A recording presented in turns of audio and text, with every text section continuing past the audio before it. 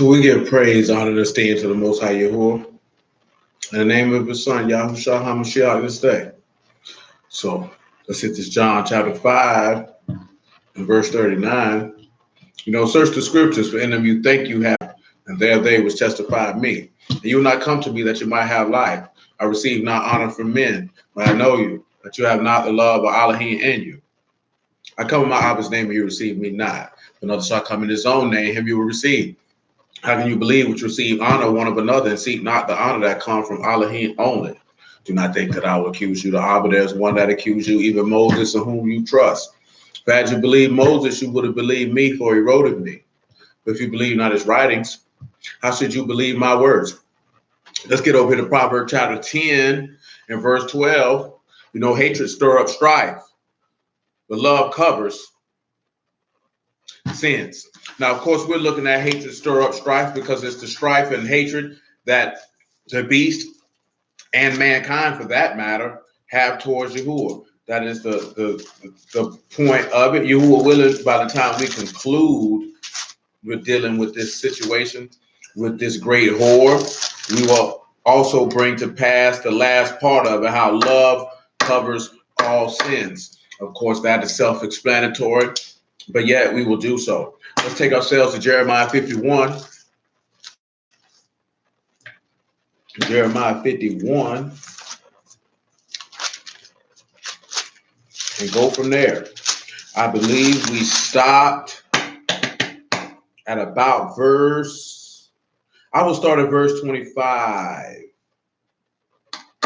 Matter of fact, we'll pick it up again. I know we dealt with verse 19. But I want you to look at about verse 20. We'll start at about verse 20. He said, you are my battle axe and weapons of war, for with you I will break in pieces nations, and with you will I destroy kingdoms. Let's take a look at something in Isaiah chapter 13 in this regard. I had seen somebody mention it again, and people use what's written in Isaiah 13 in regards of dealing with Babylon as the juxtaposition of why Isaiah chapter 4 says 7 women gonna come to one man. It's saying that because so many men are going to die, that this is why this is necessary. A purely carnal outlook on the matter, completely understandable if an individual does not have command of the gospel and understanding of the mystery, will, and plan of Yahuwah. So we have to start looking at that. Some people may very well be wicked, but most people, it's a lack of understanding of the mystery, plan, and will of Yahuwah. When you understand what the mystery, plan, and will of Yahuwah is, things are very, very simple. And the text becomes very, very simple because the theme is constant of what's being conveyed. And the constant theme that is what's being conveyed is building upon that chief cornerstone, the only begotten Son of the living Elohim, which is Yahushua HaMashiach. Nevertheless, Isaiah chapter 13 and verse 1. They say the burden of Babylon, which Isaiah the son of Amos did see. Now remember, Babylon means confusion. Remember when you sit back and you look at when he called it Babel because he confused the languages, the confusion that or the disorder that went about began there. So, of course, the world is going to end with disorder being in Babylon. And remember that Yahuwah is not the author of that confusion because he didn't author what they did in Babel, just like he didn't author what they did and is going to do in Babylon in the end. Of course, it's a lot of things that have just transpired, a couple shootings. Everybody's getting crazy out of their brains and things of that nature. None of these things are pertinent, relevant to the text. Not a single solitary one of them. None of them are pertinent or relevant to the text. So what? It was a mass shooting in Texas. What that got to do with Yahuwah? So what? It was a mass shooting in Dayton, Ohio. What does that have to do with Yahuwah? These are things you got to ask yourself. This is what you got to ask yourself. You can't ask, as a matter of fact, because that's on my brain. Because that is on my brain. Let's take a detour back to Jeremiah chapter 51. Matter of fact, before we take a detour to Jeremiah, let me rehash some old information. Second Chronicles, in chapter 15. Let's just rehash some old, something we've went over time and time again. But we'll take that and pair it with the witness in Jeremiah to get you some level of understanding. And also take some things in Daniel before we even get to Isaiah chapter 13, so that you can get a clear understanding of what Yahuwah is trying to convey. Because all we're trying to do is get you to understand the plan. Remember, mystery just means hidden truth. That's all it means. The word revelation is thrown around very, very loosely. But when you look at a revelation, that is the unfolding of a mystery, a hidden truth. And that hidden truth is always going to pertain to the understanding and plan of the living Elohim. Nothing more and nothing less. That's the bottom line to it. Remember the case in point that we mentioned last week of what Paul stated in Ephesians chapter 4. Our unity is to come into the unity of the faith and the knowledge of the Son of Elohim unto a perfect man, unto the fullness of the stature. That is the goal. Anything outside of that is secondary. But the number one goal is to become one with Elohim. When you become one with Elohim, this will allow you to be able to, because remember in Isaiah 53, it says, the knowledge of my righteous servant will justify many. So without the knowledge of the Son of Elohim, you cannot become a perfect man, which means you can't become a full age in the eyesight of Elohim. That's it, period. You can become a full age in many, many areas, but we're talking about in the eyesight of Yahuwah, which his eyesight and his standard is the only standard and eyesight that matters. Nevertheless, 2 Chronicles 15 and 1. 2 Chronicles 15 and 1. The Ruach of Elohim came upon Azariah, the son of Oded. He went out to meet Asa and said unto him, Hear you me, Asa, and all Yehuda and Benjamin. Yahuwah is with you while you be with him. And if you seek him, he will be found of you. But if you forsake him, he will forsake you. Now, of course, what is this? It was just in my head. A lot of people don't like to hear that aspect. And that's what's it. In Isaiah 55, he say, seek Yahuwah while he is near and while he may be found. So while you are seeking Yahuwah, he will be with you. But if you turn your back on Yahuwah, he will turn his back on you. Think it's a game if you want to. Yahuwah is not a simp. He's not a buster. He's not a sucker. He's not somebody you can play with. Can you deal with some word and turn from your sin, turn from the word and go back to sin and come back and he receive you? Yeah, you can do it. But then also he made a statement through the mouth of the apostle Peter that he said it was better for you to have never heard the truth than to hear the truth and to turn back to sin. Because as the proverb says, a dog returneth to his vomit and a pig wallow in his mire. And as also the writer of the epistle of Hebrews also cleanly stated, that there is no forgiveness when one transgresses, or I should say sacrifice for sins, when one sins willfully after hearing the gospel. You understand? Hearing the truth is not hearing you an Israelite, because that means every Israelite going to hell, because a lot of these niggas heard the word that they were Israelite and ought to keep the laws and went in sin. That means ain't no sacrifice for them. So clearly that ain't talking about that, because that ain't what nobody was sent to preach. No way. So then you take into account that Yahushua say, once you get cleansed of all the unclean spirits you got in you, and you go back to your foolishness, you're going to get 7 more unclean spirits in you, and your state of the man is going to be worse than the first. So you can't turn your back on Yahuwah and think he just going to be waiting for you with open arms, talking about welcome back, baby. That's not how that works. You abandon him, he going to stop fooling with you.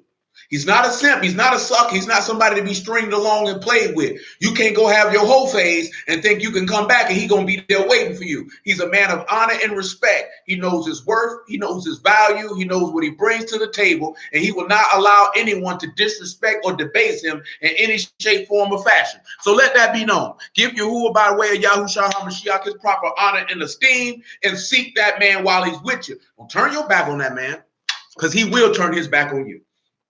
He said, now for a long season, Yasharal have been true without the true Elohim and without a teaching priest and without Torah. But when they in their trouble, listen to what he said, but when they in their trouble did turn unto Yahuwah Elohim of Yasharal and sought him, he was found of them. Now pause. He said, now, let's hold this here, right? We hold to Jeremiah 51. 2 Chronicles 15. Come over here to, is it Jeremiah 30? It's Jeremiah 30. Everybody loves to mention this here every time something happens. If it ain't Jeremiah 30, it's Isaiah 30, but it's Jeremiah 30. It's Jeremiah 30. I'm bugging out. That's on me. I'm bugging. It's Jeremiah 30. Jeremiah 30. Let's pick it up, right? I want you to look at Jeremiah 30 and 1. We're going to roll through this here, right? Jeremiah 30, and every time something happens, dudes love to scream, Jacob's trouble, Jacob's trouble. Completely out of context every time that is mentioned. And very rarely and ever used properly. Now, it is a twofold thing. You know what I mean? And you who are willing, we will slide on through it, take a look at it, see what the word says. Jeremiah 31, the word that came to Jeremiah from Yahuwah saying, thus speaketh Yahuwah Elohim of Yasharal, saying, write you all the words that I have spoken unto you in a book. For lo, the days come, saith Yahuwah, that I will bring again the captivity of my people Yasharal, and Yahuwah, saith Yahuwah, and I will cause them to return to the land that I gave to their fathers, and they shall possess it. So now he's talking about Yahusha coming to redeem you. Simple as that. As it tells you in Genesis chapter 49. He say, unto him will the gathering of the people be. People like to say that's Judah gathering. No, nigga, that's not you waking up nobody to Yahshua. You don't have that type of authority, son. You're inflating your own self-worth. That's arrogance and stupidity. These are the words that Yahuwah spake concerning Yasharal and concerning Yahuwah. For thus saith Yahuwah, we've heard a voice of trembling, of fear, and not of shalom. Now we're going to pay attention to that. He say there is fear and a voice of trembling. Ask you now and see whether a man do travail with child. Wherefore do I see every man with his hands on his loins and a woman in travail, and all faces are turned into paleness. Alas, for that day is great, so that none is like it. Even in the time of Jacob's trouble, he shall be saved out of it. Now, all these things are going to coincide together. He says that this is the day of Jacob's trouble, and that all men are terrified because of it. Paleness. Let's take a look at something, right? Let's take a look at another prophet. Hold this Jeremiah 30. We'll come right back after we take a look at Daniel chapter 12 and then see what Yahusha has to say in Matthew 24 to coincide with that. Very simple scripts. Y'all know what they're dealing with. Matter of fact, after we read Daniel 12, maybe we could take a look at Joel chapter 3. We just want to make sure that all things are clear and concise, that all these men are speaking on one accord. When we say speaking on one accord, because you know full well, don't worry about Joel chapter 3. We'll come back to that later. Because you know full well that Yahuwah needs 2 or 3 witnesses to establish a matter. That's what he laid out in his Torah, and he will follow that in and of himself. So Daniel chapter 12 and verse 1, very simple scripture. Let's look and see what it says. And at that time shall Michael stand up, the great prince, which stand for the children of your people, and there shall be a time of trouble, such was never was, since there was a people, a nation, and even to that same time. And at that time, your people shall be delivered, everyone that shall be found written in the book. Now, this is the first thing that you ought to remember. But when we began down the road of looking at these things with Babylon, it says everyone, see, it's a lot of stuff coming to my head, so bear with me. It says everyone that who serves the beast, name is not written in the book of life of the Lamb. Now, it's the same time where he say it's a time of Jacob's trouble, but he will be saved out of it. The same thing that Daniel is telling you. Daniel adds on to it that everyone who was saved, name is written in the book. So the very same thing that Jeremiah is seeing is the very same thing that Daniel is seeing. Niggas take it because black people get shot in the street is Jacob's trouble. No, absolutely not. Because you should already know from the understanding of the scriptures, and we talked about this stuff last week, the trouble, let's look up the word for trouble. The trouble, the persecution that's coming down is coming down because of the faith in Yahushua HaMashiach. But see, that's the conversation that don't nobody want to have. The reason why don't nobody want to have it, because you're taking the focus off of whom it needs to be put on and putting it upon yourself. And why would you do such a thing? Because at the end of the day, we're not that important. Not a comparison to Yahushua. We are not that important. Now, the word for trouble is sarah. It's a straits, distress, and also trouble. You have Sod, Rosh, and Hay. So you can see that, behold, the man with raised arms is the way to the highest. So the trouble that you're receiving is because that Yahusha is the way to the highest. Well, he has already told you that no man can come unto Abba but by me, that you must go through the Son, that if anybody goes through any other door, he is a liar. You know what I'm saying? Let's look at that, right? We'll get to Matthew 24 second. Let's look at what he said in John chapter 10. Then we can see John chapter 6. I just want y'all to be clear, because we've already read that he said that you will be persecuted by all nations for his name's sake. For his name's sake. He's already stated this. So this is why you're in trouble, because of him. Not because you're an Israelite, not because you're black. There is no quote unquote racism in the text in regard to people persecuting you because of a nationality. Those people did things because they just were evil, vindictive, malicious, spiteful people. Just evil. You understand? People persecuted people and killed other nations historically for power plays, for maintaining their structure at that particular juncture in time. If you get your mind off of that, then you can stop playing the victim. And if you stop playing the victim, then you can begin to think at a higher level. And if you begin to think at a higher level, then you begin to operate in a different fashion. And when you begin to operate in a different fashion, certain things no longer trouble you. Because again, Jacob is not in trouble because he's Jacob. Jacob is in trouble because of the original Yasharal, Yahushua. Nevertheless, John chapter 10 and verse 1. Truly, truly, I say unto you, he that enter not by the door into the sheepfold, but climb up some other way, the same is a thief and a robber. Well, we can see that plainly with the beast, that he's trying to create another way, and people were climbing up in a different fashion. Can see that clearly. John chapter 6. And from John chapter 6, Matthew 24. I don't want to make it clear, man. Let the word speak for itself. And you can feel how you want to feel. Don't make now a bit of different to me.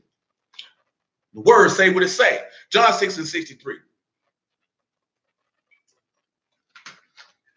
It is the Ruach that make alive, the flesh profit nothing. The words that I speak unto you, they are Ruach and they are life. But there are some of you that believe not, for Yahushua knew from the beginning who they were that believed not and who should betray him. And he said, therefore said I unto you, that no man come unto me except it were given unto him of my Abba. You're not coming to this man but by his Abba, and he the way to the highest. I don't care how now one of you niggas, I seen the dude talking about, a brother asked a question, is it a sin to wear Nikes? Let's just be real with it. Why would you walk around with the name of another God on your body? Is a swoosh a sin? It's just a logo. You know what I'm saying? But you talking about not dude talking about they got they stuff in all the logos. No, nigga, this is not about logos. We can think of many companies all across the world. Very few of them are named literally and on purpose, intentionally, I should say, after a deity for the purpose of the veneration of that deity. All you have to do is look up the history of Nike. Phil Knight makes this crystal clear. But a dude say, oh, you don't want to wear Nikes, but y'all serve that Greek God in the New Testament. So you say. Because you don't know the text. But see, you don't care to know that he's the way to the highest. Because the first thing that a lot of brothers want to scream, you don't need no intercessor. Well, nigga, you's a fool.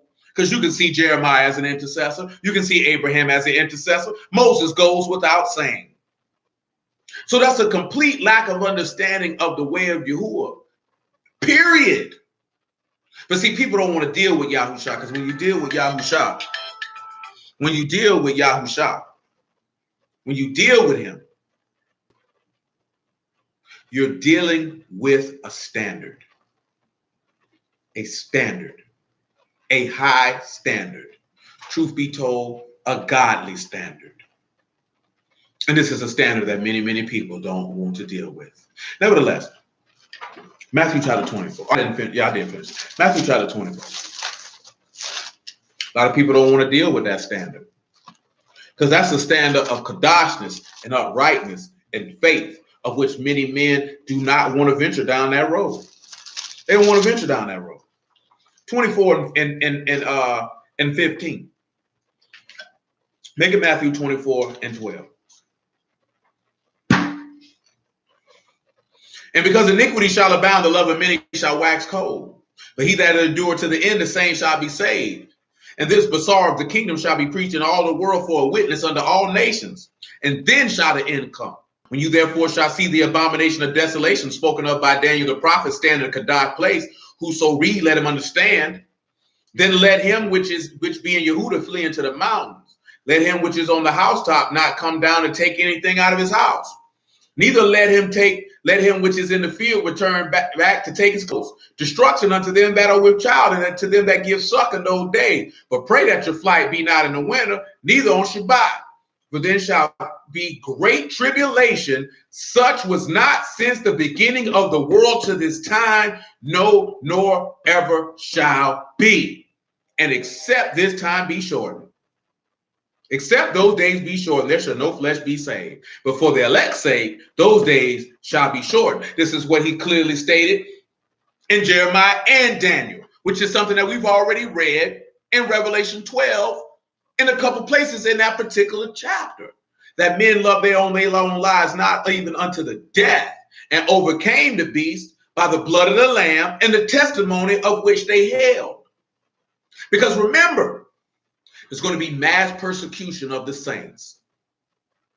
And you're getting persecuted and troubled because of the Son of the living Elohim. We're forgetting the fact, and that abomination of desolation alludes to that there's a man who's going to stand up and say he's God and mimic Yahushua to the T.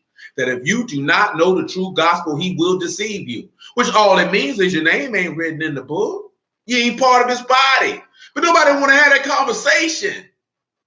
Because that will cause, is what Paul stated in Corinthians, for you to examine yourselves whether you be in the faith or not, or whether you be reprobate. But as Paul said, we trust that you be not reprobate. Jeremiah chapter 30, yet again.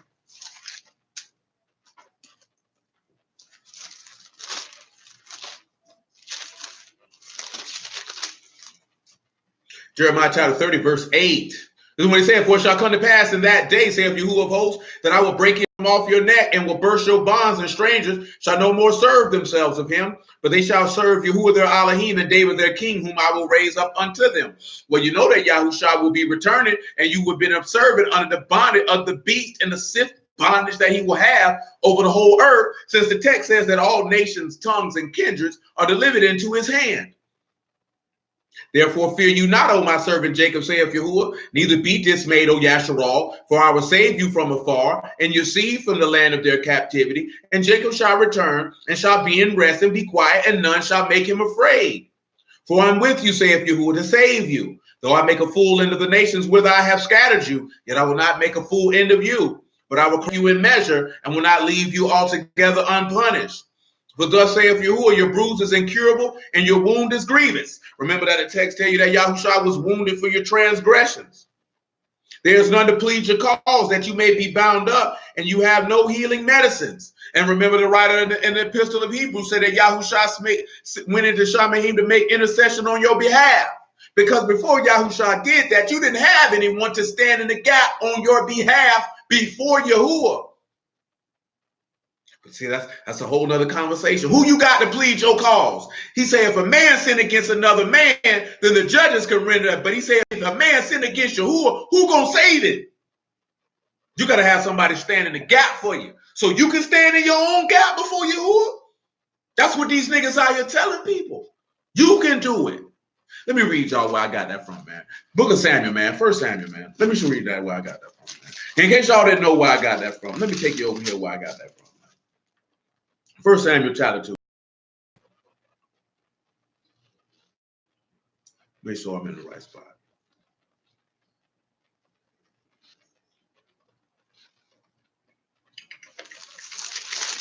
First Samuel chapter 2.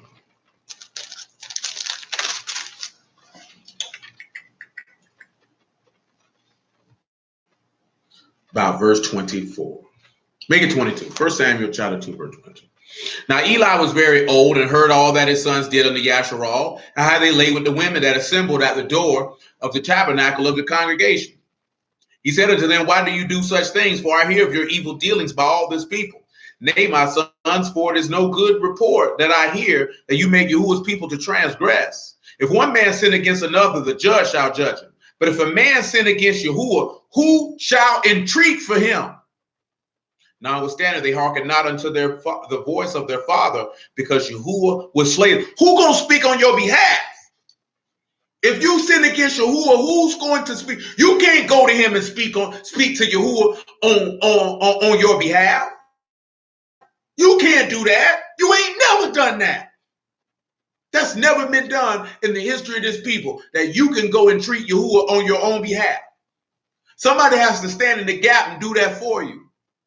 See, in the past, you had to go to the high priest, and then they would make that offering, and you also had that on atonement. But let's go ahead and get that Hebrews 7 right now.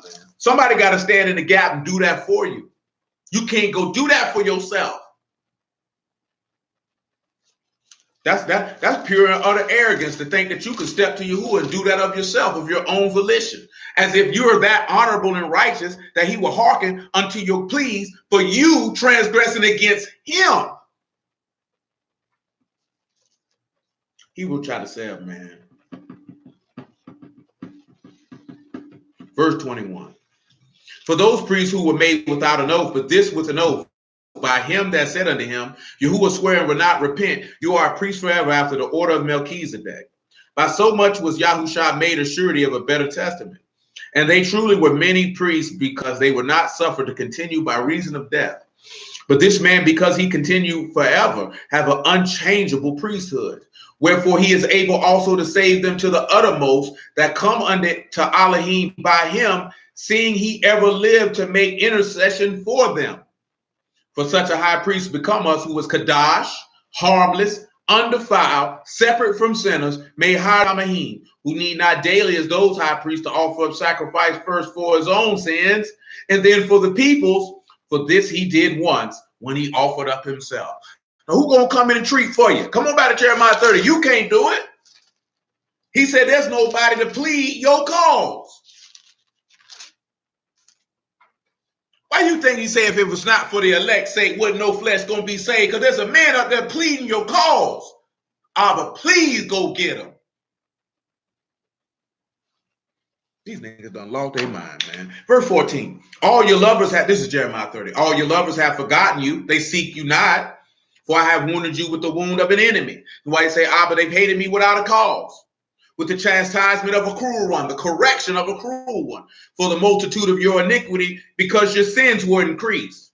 Where I cry for your affliction, your sorrow is incurable. For the multitude of your iniquity, because your sins are increased, I have done these things unto you. My Elohim, why have you forsaken me? Why are you crying because of your affliction? Your sins increase. And people like this here, we don't believe in that Greek God. Can't nobody, you're an idiot. Therefore, all they that devour you, keep this in mind, shall be devoured. All your adversaries, every one of them, shall go into captivity. And they that spoil you shall be a spoil, and all they that prey upon you will I give for a praise. See, it's twofold.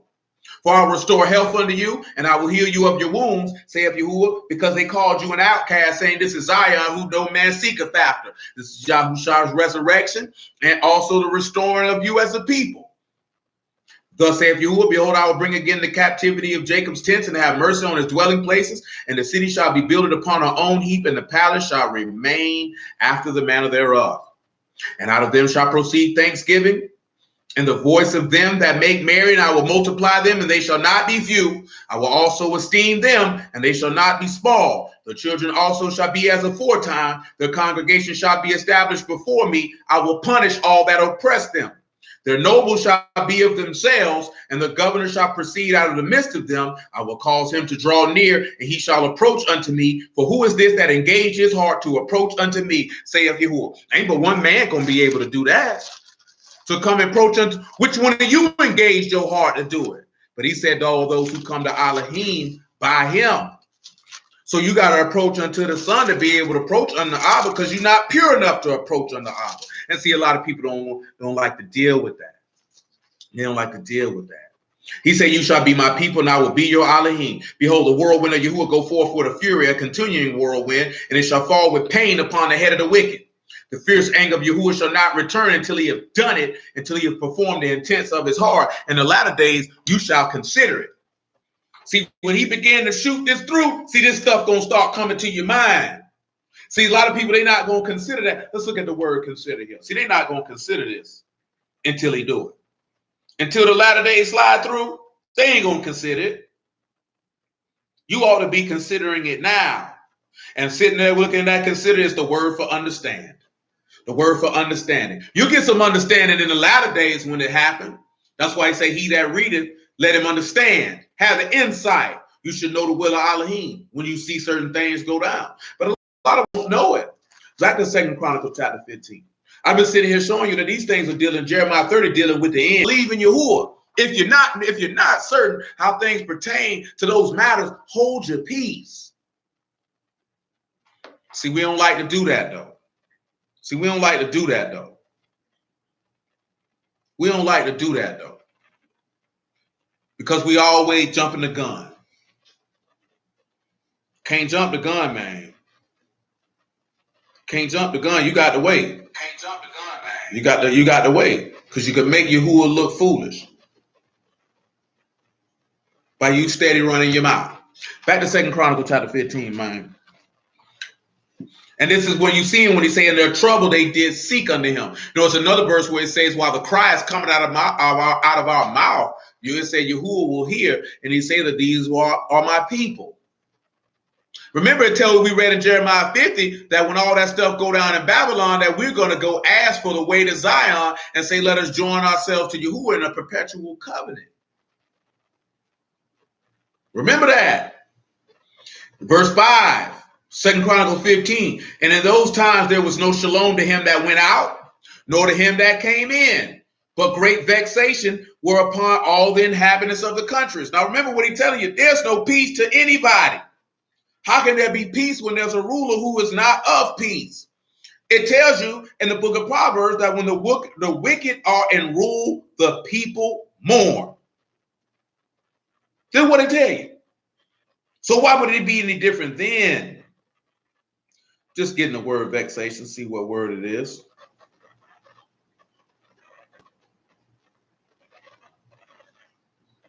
And the word is mahuma, and it literally means to have confusion, destruction, trouble, to be vexed, turmoil. You have meme, so you know you're going to have chaos. You got hey, so you're going to behold chaos. You got a ooh, and you got another me, and you got another hey. So the key thing what you see in that is chaos, confusion, disorder. And remember, the beast is a man who's a worker of deceit. So all there will be is confusion and chaos and disorder. Period. Shalom, man. That's what's going to go down. That's what we have to understand. That's what's going to go down. Utter confusion. This is what he say again. In those times there was no shalom to him that went out, nor to him that came in, but great vexations were upon all the inhabitants of the countries, and nation was a destroyed of nation, and city of city, for Elohim did vex them with adversity. Now we can look at adversity, right? And we've already also read that it would be, let's go to Revelation 17 to see that again. And that's the same word that we seen for vex earlier, which is sarah. So let's look at some Revelation 17 of what Yahuwah stated by the way of John. And let's pick it up about verse 16. And after that, we'll go back to Jeremiah 51 and look at a key point in that regard. It says in Revelation 17 and 16, the 10 horns which you saw upon the beast, these shall hate the whore, and shall make her desolate and naked, and shall eat her flesh and burn her with fire. So remember, when you're made naked, your sins are exposed. So again, it's the 10 kings who destroys Babylon. The book tells you this. It's clear. It's the 10 kings that destroy Babylon. Period. He just told you this. There's nothing to debate. There's nothing to go back and forth about. It says these 10 horns will hate the whore and